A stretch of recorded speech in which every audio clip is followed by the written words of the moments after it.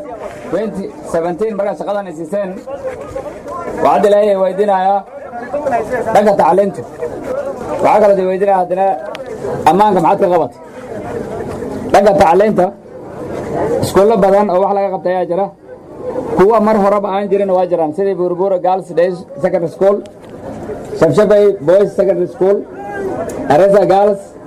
mar hore waxba kama jirin waa meel banaan ay ahayd laakiin hadda alxamdulillah waxba ka dhiman laakiin waxyaalaha tacliinta ugu dadaalnay ka mid tahay dhanka ammaanka ilaahay baa ammaan keenay anagana dadaal baan samaynay wax dhibaato weyn oo hadda ka jira magaalada ma laha ilaahay waxaan baryaynaa sidaas iyo si kasii wanaagsan shaqadaas waa shaqada anaga iska lahayn shaqada hadda aan ku darnay oo kaarkaan waxaan aragnay bulshadeena ay dhibaato badan ka jirta dhanka isdaaweynta ama dadka qalliinka u baahan sida ay nimanku noo sheegeen waxaa isbitaal la jiifay sanadkaa soo dhaafnay 2000 oo qoysoon siinay kaarkaad siinay 3207 ruux ayaa isbitaal la seexay oo la daaway oo meesha ka tagtay oo isbitaalka ilaahay caafimaad ku siiyay dadka la qalay oo maad qalliinka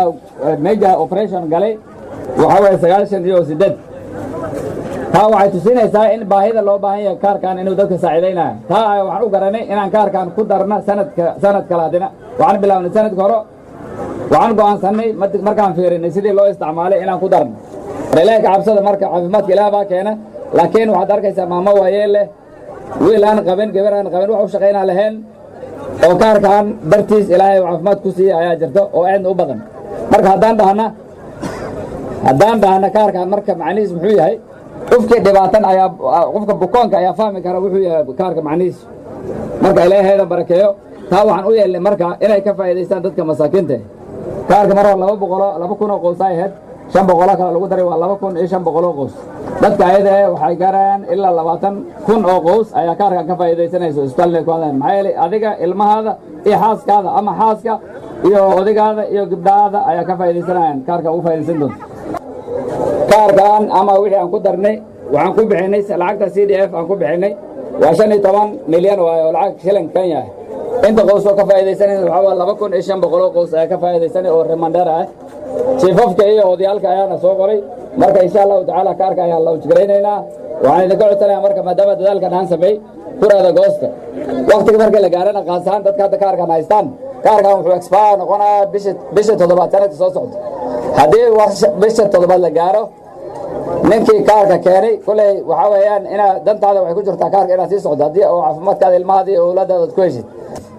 اسكول كانوا مدن تعلمنا كذا ذلك هنا دان كذا قبلها داين Buruburu Girls ma jirin way ku faa'iideysanayaan Shabshabay Boys ina maalinta soo baray habeenka soo ciidaad u soo hoyatay ayadana waxa waaye tacliinta dhagaas waay ayana waxaan sameeynay 100 dhalinyar ayaan waxaan barnay driving school aan geynay mashruucan oo CDF ayaan ku geynay dadka ayada hadda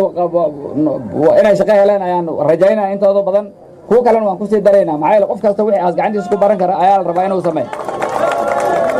marka insha Allah taala wixii insha Allah darwalmada boqolan barnay